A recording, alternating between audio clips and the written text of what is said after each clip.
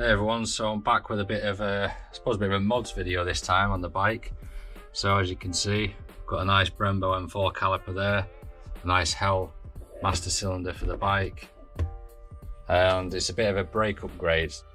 What I've got is a new disc for it, a bracket that allows you to fit the Brembo M4 caliper, and obviously the Master Cylinder. I've already got Hel braided lines on anyway, but these are just a brand new set. Well, I only need the front one, but to go with this setup. Bought this lot when I first bought my bike, and I was thinking of converting it over to a track bike. This was before I started thinking about racing and all the rest of it. And yeah, it's obviously overkill for a CB500, but I suppose that's the whole point. It is probably, well, I suppose debatable, one of the best brake setups you can get for it.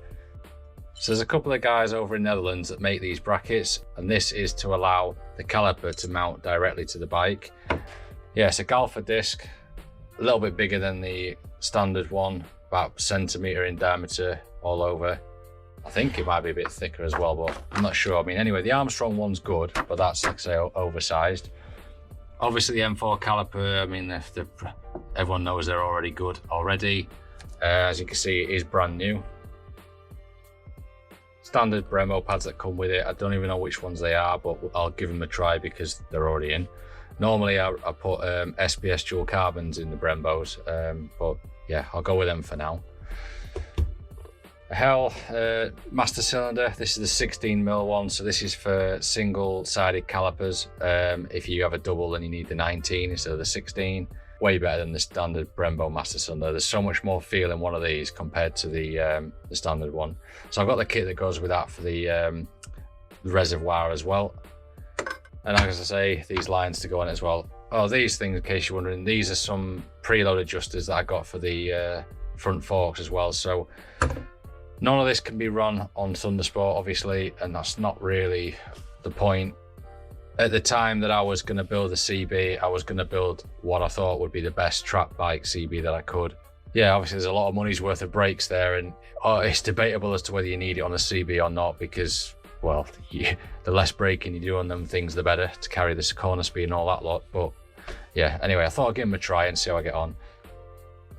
With these are just like a direct swap for the existing caps that are in the forks. And you basically just unscrew them, stick these in, and then you can screw the top down, pushes on this, and compresses your spring a little bit. And yeah, they were only cheap, so I thought I'd give them a go. But as you know, on the CBs, there isn't anything you can do to adjust the forks other than going inside the fork and changing the spring, changing the oil, and the air gap.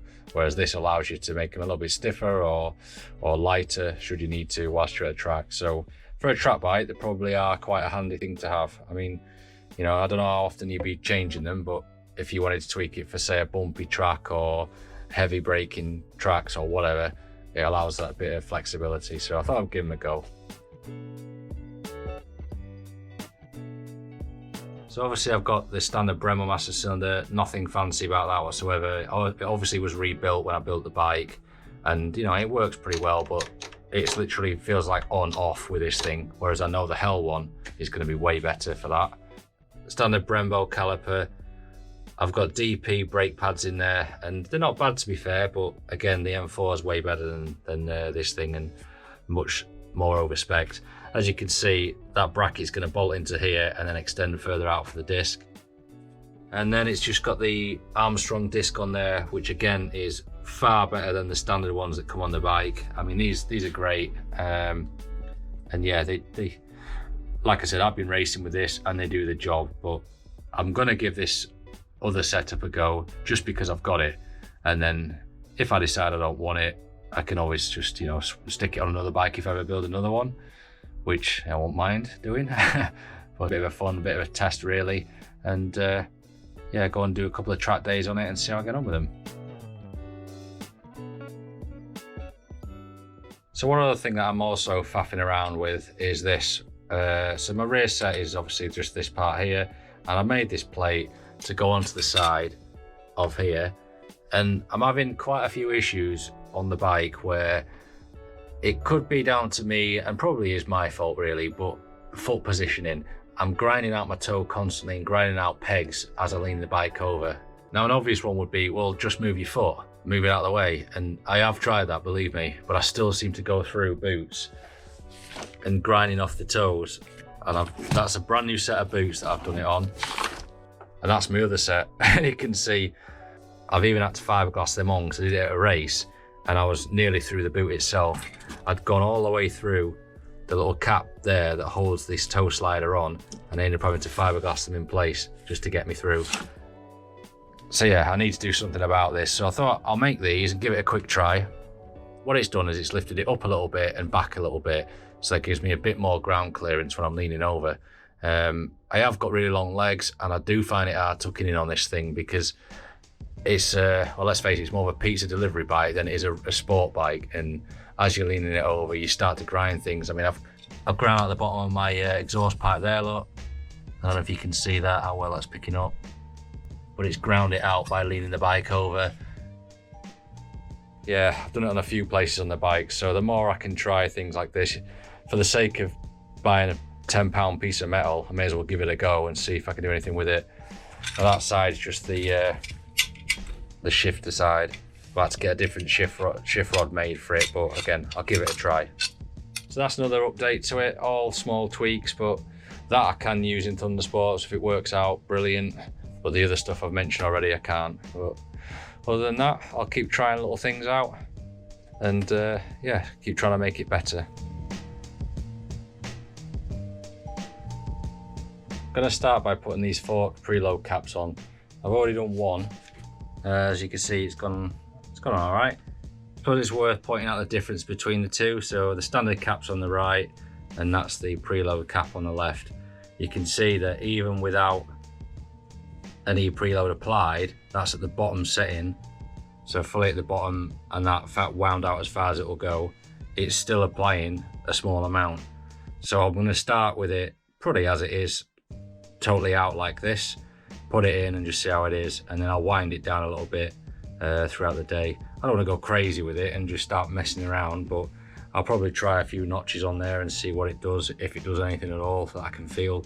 But yeah, that's the difference anyway between the two. I know a lot of people tend to run washers inside the tops to try and give them the, I suppose, the equivalent of this.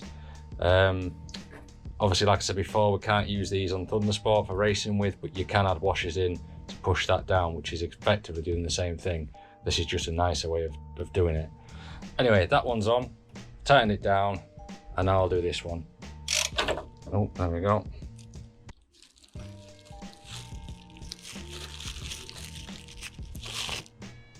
It's a standard one. Right, so to install this, it's got one of these split pin things on there. So just line that up and stick it on. Then I'm just going to have to press down hard because you can see it's under tension, and then just wind it in until it grips. So I might not be able to do it on camera, just to get it going. Right, so that's in. To one side, I'm just going to switch to the spanner and then just wind it in with that.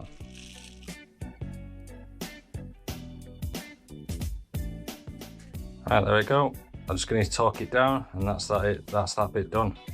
I don't know how well it picks up on there, but there's some little notches in this post. I'm just going to wind it down to the first one, which will effectively apply the difference that was on there originally. So probably about that much difference, plus about that much. So probably about a centimetre, 2 centimetres maybe worth of preload onto there.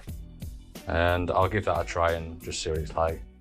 The other option, like I said, is I work out how much distance I like using this, and then I get some washers to go inside and do exactly the same thing, stack up some washers and push it down.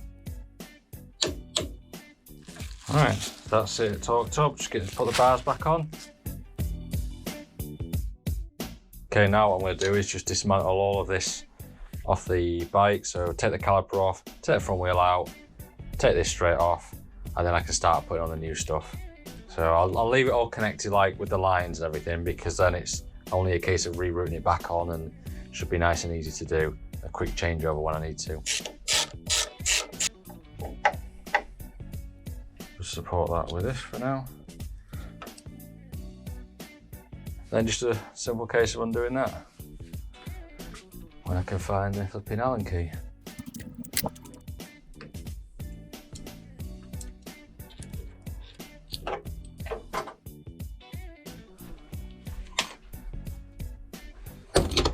So that's that lot off in one piece.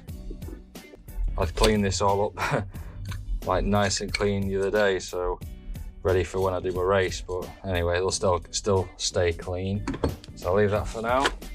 And then it's just about putting this lot back on. So I'll put the caliper on, line up this. Disc will go on probably last. I'll put that out of the way for now. I'll start putting the caliper on first, I think. Look at that, brand spanking new. They do look nice, these things. So yeah, I'll put this on, this adapter bracket, and I'll torque up the main bolts. Well, I've got the bracket on, and I've just had to put a couple of washers behind there for now, which is not ideal, but just because the bolt, it didn't like coming through this plate at the back. I think it's designed to press against it and tighten against the plate. So anyway, that's on. I've just torqued them up to the standard 32 Newton meters. These caliper bolts are slightly higher on this. They need to be 38, which it says on it. Seems to be all right. Right, so onto the master cylinder.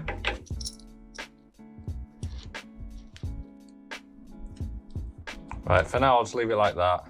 Thing with this is, you've got that cable there, the throttle cable that's in the way of this lever, so I might be able to go a bit lower down yet, but that'll do for now whilst I set the rest up.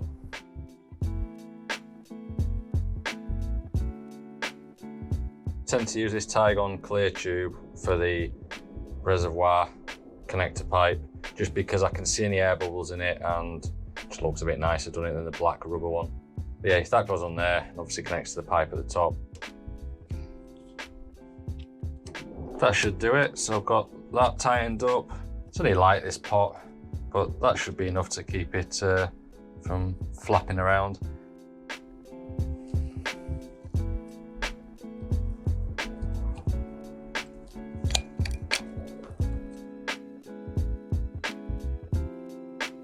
Finally got that on. That was a bit of a faff. Just needed a bigger clamp on it, but they're obviously a tight fit getting them on. I'll now run the cables down, or the line should I say, down to the bottom, route them through, attach them via the P-clamp, which I had on there actually, and that should be them set up really. And then run through there, up to the top. So there's going to be a P-clamp in there like that, and it needs to go underneath this master cylinder. So I think I'll have to clamp that and rotate it around a little bit. Oh, well, that's the line on there. So it runs up like I said before, up across there, drops down, and then into the top of the caliper there. That's the Armstrong disc, which is obviously, well, it's not a standard disc on these bikes, they're an upgrade anyway, and they are bloody good, to be honest. Yeah, it's been great on the bike. So anyway, that's going to come off, and that's the Galfer one going on. And I just thought I'd show you the difference in size. So you can, well, I don't know what you can see, but it's probably about a centimetre bigger all round, something like that, which isn't massive, but obviously the bigger the disc, the more stopping power you're going to have, because obviously it's grabbing wider on the wheels, it's going to have more power on it.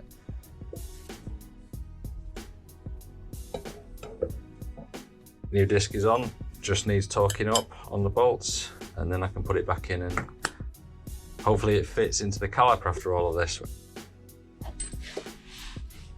Get the wheel put back in.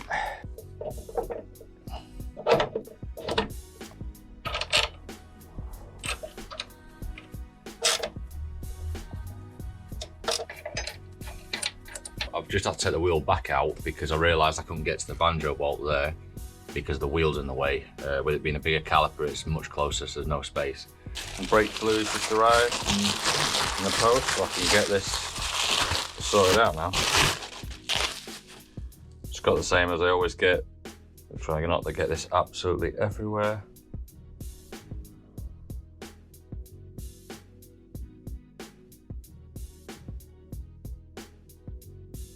So you can see, first bit's just starting to come through now.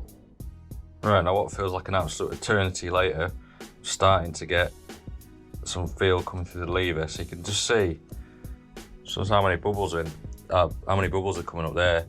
There's bubbles inside here, and they're trying to obviously escape, and you've got a massive air bubble there, and obviously nothing there. That's trying to push that way, that's trying to push upwards, and obviously the air wants to rise. There we go. It's why I love these clear tie gun tubes, because you can see what's going on. But I've got it coming through, so it's pushing it through there nicely. And like I said, that lever is feeling like it's starting to firm up. Got it coming through the bottom caliper now. It's quite easy to get it coming through, and you can just see it's gently bubbling away on that tube. So I'm just gonna leave it. Just gonna go get a cup of tea or something and just let it do its thing. I think I'm done now. So I've got decent feel on that lever. It's not coming all the way back to the handlebars or anything. And I think I'm just gonna leave it now overnight with it pulled in and then monitor it tomorrow. So with this Master Cylinder, I don't think you can adjust the feel of it. I think it is what it is. On the Brembo one, there's like a dial on it, and you can make the lever harder or softer or more firm or less firm, should I say. I don't think you can do it on the Hel one, but well, unless somebody knows, if they do, leave me a comment, let me know. But I don't think there's a way to adjust it. It's a 16mm piston inside as well in the actual Master Cylinder, whereas on the Brembo one, on my other bike it's 19, but that's because it's dual disc and this is only single disc. I'm at Cadwell in a couple of days time, so I'll do a bit more footage on the bike, and I'll give you a bit of an update on how I found this setup versus the standard Brembo setup that I've got on the bike. We've got 2 days at Cadwell this time. We've got an evening session first and a day session the next day. I'm on the CB and Chris, my mate, is on his ZX6R, so hopefully he won't leave me behind this time. Anyway, that's it for now, so check my next video to see how we got on. Cheers.